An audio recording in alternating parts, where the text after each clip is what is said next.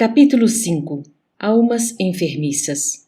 Findo o repouso a que nos dedicáramos, Silas, por inspiração do dirigente da casa, veio convidar-nos a rápido passeio pelos arredores. Druso, aliás, com semelhante lembrete, atendia-nos ao propósito de algo estudar sobre os princípios de causa e efeito nas criaturas recém-desencarnadas. Sabíamos que a morte do corpo denso era sempre o primeiro passo para a colheita da vida e, por isso, não ignorávamos que o ambiente era dos mais favoráveis à nossa investigação construtiva, porque o imenso umbral, à saída do campo terrestre, vive repleto de homens e mulheres que vararam a grande fronteira em plena conexão com a experiência carnal. Hilário e eu, alegremente, pusemo-nos no encalço do companheiro que, transpondo conosco largo portão de acesso ao exterior, nos disse, bem-humorado, de certo ciente de nossos objetivos. Sem qualquer dúvida para nós, que voltamos recentemente da Terra, as províncias infernais, muito mais do que as celestes, são adequadas às nossas pesquisas sobre a lei de causa e efeito, de vez que o crime e a expiação, o desequilíbrio e a dor fazem parte de nossos conhecimentos mais simples nas lides cotidianas, ao passo que a glória e o regozijo angélicos representam estados superiores de consciência que nos transcendem a compreensão. E, estendendo o olhar pelos quadros tristes em derredor, acrescentou, reconduzindo a frase à comovente inflexão: estamos psiquicamente mais perto do mal e do sofrimento. Em razão disso, entendemos sem qualquer discrepância os problemas aflitivos que se multiplicam aqui.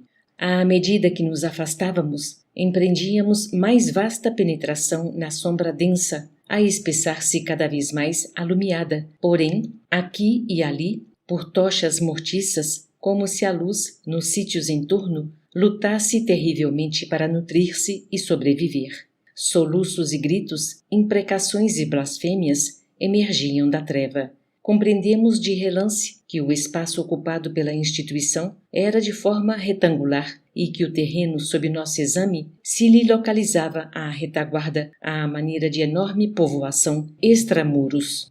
Percebendo-nos a curiosidade e o interesse, o assistente veio ao encontro de nossas indagações explicando: achamo-nos efetivamente na zona posterior ao nosso instituto, em larga faixa superlotada de espíritos conturbados e sofredores. Hilário, que não se via menos surpreendido que eu, observou: mas toda essa gente parece relegada à intempérie. Não seria razoável que a mansão se estendesse, abarcando-a com o seu amparo e defendendo-a com seus muros? Logicamente, respondeu Silas sem alterar-se. Esse plano é o mais desejável. Entretanto, estamos à frente de compacta multidão de almas em reajuste. Este imenso conglomerado de criaturas sem corpo de carne começou num grupo de seres desencarnados que clamavam pelo socorro da mansão sem os necessários requisitos para recolher-lhe a assistência. Firme na execução do programa que lhe assiste, nossa casa não lhes podia abrir as portas de imediato em face do desespero e da revolta em que se comprazem, mas também não desdenhava a possibilidade de prestar-lhes a ajuda possível fora do campo de ação em que vive sediada. Iniciou-se dessa forma a presente organização que, contra a nossa vontade, é um abismo de sofrimento. Aqui se reúnem de maneira indiscriminada milhares de entidades vítimas dos seus pensamentos desvairados e sombrios. Quando superam a crise de perturbação ou de angústia de que são portadoras, que pode perdurar por dias, meses ou anos, são trazidas à nossa instituição que, tanto quanto possível, evita abrir-se às consciências ainda positivamente encravadas na revolta sistemática. Talvez porque evocássemos em silêncio os episódios da véspera, lembrando os desencarnados acolhidos no grande asilo, nosso companheiro acrescentou: vocês acompanharam ontem o socorro prestado a um irmão infeliz, seviciado nas trevas, e viram a chegada de sofredores arrebatados à carne em libertação recentíssima. Contudo, entre os beneficiados, viram espíritos inconscientes e devedores, mas não insensatos e rebelados. Ante esta observação que, de alguma sorte, nos acerenava a mente inquieta, Hilário indagou: E este ambiente, assim tumultuado pelo infortúnio, conta com o amparo de que necessita?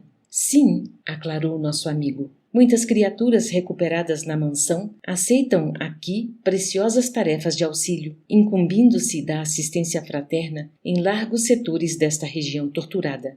Melhoradas lá, trazem para aqui as bênçãos recolhidas, transformando-se em valiosos elementos de serviço de ligação. Através delas, a administração do nosso instituto atende a milhares de consciências necessitadas e sabe com segurança quais os irmãos sofredores que se fazem dignos de acesso à nossa casa após a transformação gradual a que se ajustam. Espalhando-se nos campos de sombra, em pequenos santuários domésticos, aqui continuam a própria restauração, aprendendo e servindo. Entretanto, continuou Hilário curioso, tão infortunada colônia de almas em desajuste não sofrerá o domínio das inteligências perversas, quais as que vimos ontem no lado oposto a estes sítios? Sim, os assaltos dessa ordem são aqui constantes e inevitáveis, principalmente em torno das entidades que largaram cúmplices bestializados em antros infernais ou em núcleos de atividades terrestres.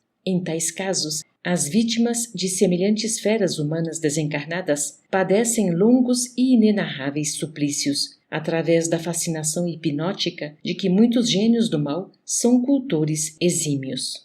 E, depois de ligeira pausa, Silas acentuou. São esses alguns dos fenômenos de flagelação compreensível que alguns místicos do mundo, em desdobramento mediúnico no reino das trevas, classificaram como sendo vasta purificação. Para eles, as almas culpadas, depois da morte, experimentam horríveis torturas por parte dos demônios aclimatados nas sombras. As informações do assistente, casadas aos gemidos e lamentações que ouvíamos sem cessar, impunham-nos desagradável impressão. Foi por isso, talvez, que Hilário, penosamente tocado pelos gritos em torno, interrogou, surpreendido. Mas por que você diz flagelação compreensível? E, num desabafo, acha justo que tanta gente aqui se aglutine em semelhante desolação? Silas sorriu, triste, e obtemperou. Compreendo-lhe o pesar. Indiscutivelmente, tanta dor reunida não seria justa se não viesse de quantos preferiram no mundo o trato diário com a injustiça. Não é claro, porém, que todos venhamos a colher o fruto da plantação que nos pertence? Na mesma leira de terra dadivosa e neutra, quem acalenta a ortiga, recolhe a ortiga que fere, e quem protege o jardim tem a flor que perfuma. O solo da vida é idêntico para nós todos. Não encontraremos aqui, neste imenso palco de angústia, almas simples e inocentes, mas sim criaturas que abusaram da inteligência e do poder e que, voluntariamente surdas à prudência, se extraviaram nos abismos da loucura e da crueldade, do egoísmo e da ingratidão, fazendo-se temporariamente presas das criações mentais, insensatas e monstruosas que para si mesmas teceram. Nossa conversação foi interrompida de imediato, à frente de pequena casa a confundir-se com o nevoeiro, de cujo interior brotava reconfortante jorro de luz. Cães enormes que podíamos divisar cá fora, na faixa de claridade bruxuleante, ganiam de estranho modo, sentindo-nos a presença. De súbito, um companheiro de alto porte e rude aspecto apareceu e saudou-nos da diminuta cancela que nos separava do limiar, abrindo-nos passagem. Silas nos-lo apresentou alegremente. Era Orzil, um dos guardas da mansão, em serviço nas sombras. A breve instantes, achávamo-nos na intimidade de pouso tépido. Aos ralhos do guardião, 2 dos seus grandes cães acomodaram-se junto de nós, deitando-se-nos aos pés. Orzil era de constituição agigantada, figurando-se-nos um urso em forma humana. No espelho dos olhos límpidos, mostrava sinceridade e devotamento. Tive a nítida ideia de que éramos defrontados por um penitenciário confesso, a caminho de segura regeneração.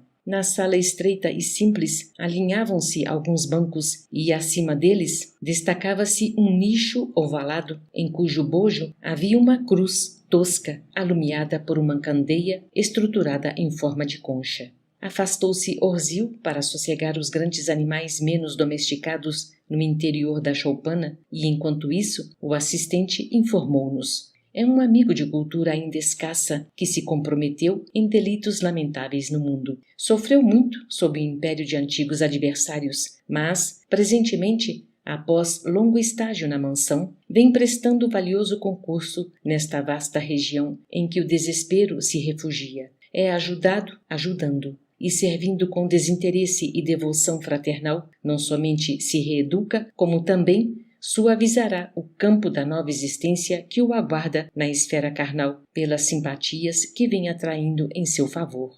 Vive só? Perguntei, mal sopitando a curiosidade. Dedica-se a meditações e estudos de natureza pessoal, comentou Silas, paciente. Mas, como acontece a muitos outros auxiliares, tem consigo algumas celas ocupadas por entidades em tratamento, prestes a serem recebidas em nossa instituição. Nesse ponto do entendimento, Orzil voltou até nós e o assistente interpelou-o com bondade. Como passamos de serviço?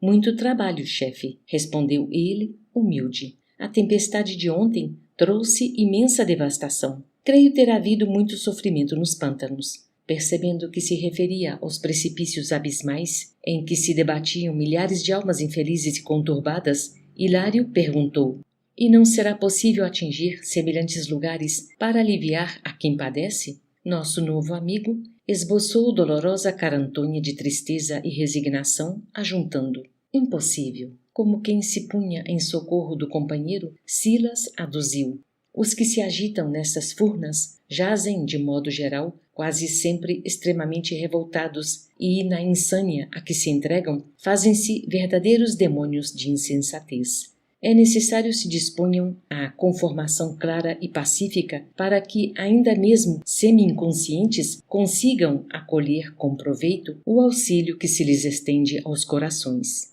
E, como se quisesse passar à demonstração do que asseverava, convidou-nos a inspecionar as celas próximas. Quantos doentes agora internados? Orzil, atencioso, respondeu sem titubear. Temos 3 amigos em franca situação de inconsciência.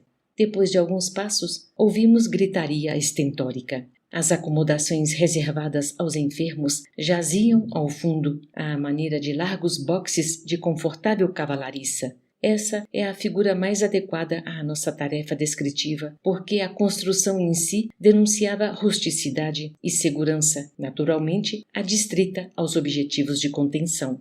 À medida que nos acercávamos do refúgio, desagradável odor nos afetava as narinas. Respondendo-nos à inquirição íntima, o assistente salientou: Vocês não ignoram que todas as criaturas vivem cercadas pelo halo vital das energias que lhes vibram no âmago do ser, e esse halo é constituído por partículas de força a se irradiarem por todos os lados, impressionando-nos o olfato de modo agradável ou desagradável, segundo a natureza do indivíduo que as irradia. Assim sendo, qual ocorre na própria Terra, cada entidade aqui se caracteriza por exalação peculiar. Sim, confirmamos Hilário e eu simultaneamente. Entretanto, o cheiro alarmante de carne em decomposição era para nós ali um acontecimento excepcional. Silas percebeu-nos a estranheza e endereçou interrogativo olhar ao encarregado daquele oratório de purgação, o qual informou presto: Temos conosco o irmão Corsino, cujo pensamento continua enrodilhado ao corpo sepulto de maneira total. Enredado à lembrança dos abusos a que se entregou na carne, ainda não conseguiu desvencilhar-se da lembrança daquilo que foi, trazendo a imagem do próprio cadáver à tona de todas as recordações. Silas não teceu qualquer comentário novo, porque atingíamos de chofre o primeiro abrigo, cuja porta gradeada nos deixava contemplar lá dentro um homem envelhecido, de cabeça pendida entre as mãos, a clamar: Chamem meus filhos! É o nosso irmão Veiga, disse Orzil, prestimoso. Mantém fixa a ideia da herança que perdeu ao desencarnar. Vasta quantidade de ouro e bens que passou à propriedade dos filhos, 3 rapazes que concorrem no mundo ao melhor e maior quinhão, prevalecendo-se para isso de juízes venais e rábulas inconsequentes. Acostados agora aos varais da porta, Silas recomendou-nos observar com atenção mais detida o ambiente que formava a psicosfera do enfermo. Efetivamente, de minha parte percebi quadros que surgiam e desapareciam, fugazes, semelhantes às figurações efêmeras que se desprendem silenciosas dos fogos de artifício. Desses painéis, que se avivavam e se apagavam ao mesmo tempo, transpareciam 3 jovens cujas imagens passageiras vagueavam entre documentos esparsos, cédulas e cofres refertos de valores, como que pincelados no ar com tinta tenuíssima, que se diminuía e se recompunha sucessivamente. Compreendi que registrávamos as formas pensamentos criadas pelas reminiscências do nosso amigo, que, de certo, na situação em que nos apresentava, não podia, de momento, senão viver o seu drama íntimo, tal a insistência da fixação mental em que se encarcerava. Amparado, evidentemente, pelas vibrações de auxílio que o assistente lhe enviava, segundo percebi, esfregou os olhos como quem buscava liberar-se de garoa imperceptível e assinalou-nos a presença. Avançou de um salto para nós e, apoiando-se nas grades que nos separavam, gritou, dementado: "Quem sois? Juízes?" E derramou-se em lamúrias que nos tocavam o coração. Lutei por 25 anos para reaver a herança que me cabia por morte de meus avós. E, quando a vi nas mãos, a morte me arrebatou ao corpo sem piedade. Não me resignei a essa injunção e permaneci em minha velha casa. Desejava, pelo menos, acompanhar a partilha do espólio que me interessava, mas meus rapazes amaldiçoaram-me a influência, impondo-me, a cada passo, frases venenosas e hostis. Não satisfeitos com as agressões mentais que me infligiam, começaram a perseguir minha segunda esposa, que lhes foi mãe ao invés de madrasta, administrando-lhe tóxicos por medicação inocente, até que a pobrezinha foi internada numa casa de loucos sem esperança de recuperação. Tudo por causa do nosso rico dinheiro que os malandros querem pilhar. Diante de tal injustiça, pensei suplicar o favor dos seres que povoam as trevas, porque somente os gênios do mal devem ser os fiéis executores da grande vingança. Tentou enxugar as lágrimas de desespero e acrescentou: "Dizei-me, por que motivo terei alimentado infelizes ladrões, julgando acariciar filhos de minha alma? Casei-me quando moço, acalentando sonhos de amor, e gerei espinheiros de ódio." E, como a voz de Silas se fez ouvir, rogando calma, o infortunado vociferou desabrido: "Nunca, nunca perdoarei. Recorri aos infernos, sabendo que os santos me aconselhariam conformidade e sacrifício. Quero que os demônios torturem meus filhos tanto quanto meus filhos me torturam." Transformando o choro convulso em gargalhadas estridentes, passou a bradar: "Meu dinheiro! Exijo meu dinheiro!" O assistente voltou-se para Orzil e considerou compadecido: "Sim, por agora a situação de nosso amigo é demasiado complexa. Não pode ausentar-se da grade, sem prejuízo. Deixamos o doente imprecando contra nós, de punhos cerrados, e abeiramo-nos de outra cela. Ante a palavra de Silas, que nos recomendava observar o quadro em foco, fitamos o novo enfermo, um homem profundamente triste, sentado ao fundo da prisão, de cabeça pendida entre as mãos e de olhos fixos em parede próxima. Seguindo-lhe a atenção no ponto que concentrava os seus raios visuais, o modo de espelho invisível retratando-lhe o próprio pensamento, vimos larga tela viva em que se destacava enluarada rua de grande cidade, e na rua conseguimos distingui-lo no volante de um carro, perseguindo um transeunte bêbado até matá-lo sem compaixão.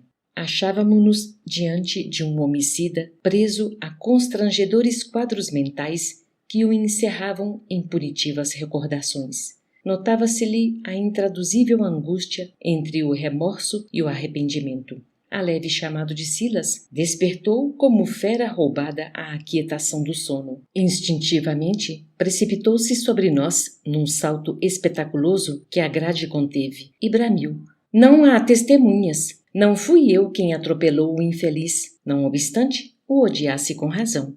"Que pretendem de mim? Denunciar-me? Covardes! Espreitavam então a rua morta?" Não respondemos. Silas, após fitá-lo compadecido, falou: Deixemo-lo. Está completamente enliado às recordações do crime que cometeu, crendo continuar, depois da morte, a escarnecer a justiça.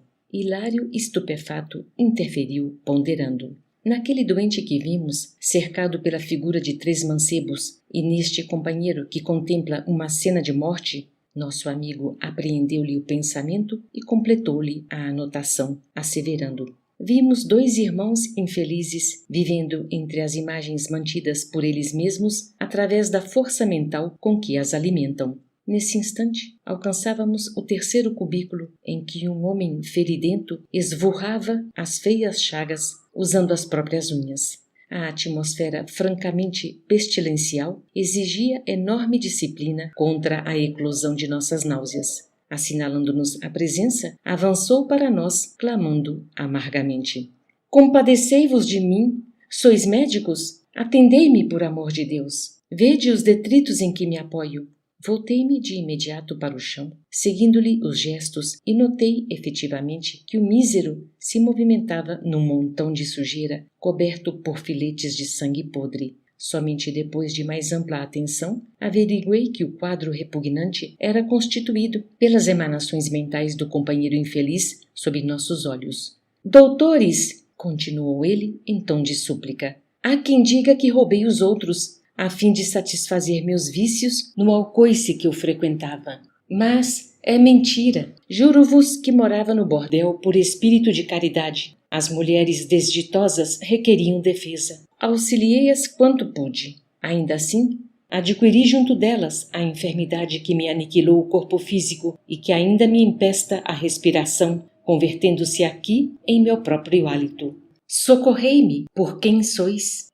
A repetição dos rogos, contudo, derramava-se em tom imperativo, como se as palavras humildes do petitório fossem apenas o disfarce de uma ordem tiranizante. O assistente convidou-nos à retirada e explicou: é um antigo e inveterado gozador que despendeu, em prazeres inúteis, largos recursos que lhe não pertenciam. Por muito tempo ainda, a mente dele oscilará entre a irritação e o desencanto, nutrindo o ambiente horrível de que se fez o fulcro desequilibrado. De regresso ao tugúrio de Orzil, perguntei sem preâmbulos: nossos irmãos doentes desse modo estarão segregados até que se renovem? Perfeitamente, aclarou Silas bondoso. E que devem fazer para atingir a melhora necessária? Indagou Hilário com insofreável assombro. Nosso amigo sorriu e obtemperou: o problema é de natureza mental. Modifiquem as próprias ideias e modificar-se-ão. Entregou-se à ligeira pausa, mostrou novo brilho no olhar percussiente e acentuou com segurança: isso, porém, não é tão fácil. Consagram-se vocês, presentemente, a estudos especiais dos princípios de causa e efeito. Fiquem, pois, sabendo que nossas criações mentais preponderam fatalmente em nossa vida. Libertam-nos quando se enraizam no bem que sintetiza as leis divinas, e encarceram-nos quando se firmam no mal que nos expressa a delinquência responsável, enleando-nos por essa razão ao vinco sutil da culpa. Afirma velho aforismo popular na terra que o criminoso volta ao local do crime. Daqui podemos asseverar que, mesmo desfrutando a possibilidade de ausentar-se da paisagem do crime, o pensamento do criminoso está preso ao ambiente e à própria substância da falta cometida. E, reparando em nossa perplexidade, acrescentou: recordemos ainda o pensamento, atuando à afeição de onda com velocidade muito superior à da luz. E lembremo-nos de que toda mente é dínamo gerador de força criativa. Ora, sabendo que o bem é a expansão da luz e que o mal é condensação da sombra, quando nos transviamos da crueldade para com os outros, nossos pensamentos, ondas de energia sutil, de passagem pelos lugares e criaturas, situações e coisas que nos afetam a memória, agem e reagem sobre si mesmos em circuito fechado e trazem-nos assim de volta às sensações desagradáveis auridas ao contato de nossas obras infelizes. Estudamos 3 tipos de almas que deixaram na existência última somente quadros tristes e lamentáveis, nos quais não dispunham de atenuantes que lhes empalideçam as faltas indiscutíveis. Os filhos do nosso amigo que sofre a fixação de usura não receberam dele quaisquer recursos de educação dignificante que os habilitem a ajudá-lo, quando visitados pelas ondas do pensamento paternal, que voltam ao centro de origem carregadas pelos princípios mentais de ódio e egoísmo dos jovens litigantes. Nosso irmão, que padece a fixação de remorso, não tendo expiado nos cárceres da justiça humana o crime que perpetrou deliberadamente, recolhe de retorno as ondas de pensamento que emite sem qualquer auxílio que lhe amenize o arrependimento doloroso. E o nosso companheiro, que se detém no vício, reabsorve as ondas de seu próprio campo mental, acumuladas de fatores deprimentes, que a elas se incorporam nos lugares por onde passam, restituídas a ele mesmo com multiplicados elementos de corrupção. Diante de nosso espanto, o assistente inquiriu: compreenderam? Sim, havíamos entendido. Sob forte emoção, Hilário considerou: agora percebo com mais clareza o benefício concreto da oração e da piedade, da simpatia e do socorro, que, na terra, deveríamos dispensar sinceramente aos chamados mortos. Sim, respondeu Silas prestimoso. Todos estamos ligados uns aos outros, na carne e fora da carne, e achamo-nos livres ou prisioneiros no campo da experiência, segundo as nossas obras, através dos vínculos de nossa vida mental. O bem é a luz que liberta, o mal é a treva que aprisiona. Estudando as leis do destino, é preciso atentar para semelhantes realidades indefectíveis e eternas. Calamo-nos preocupados e meditativos. Em razão disso, nosso regresso à mansão, depois de breve repouso na choupana de Orzil, foi consagrado à meditação e ao silêncio, em torno das preciosas lições obtidas.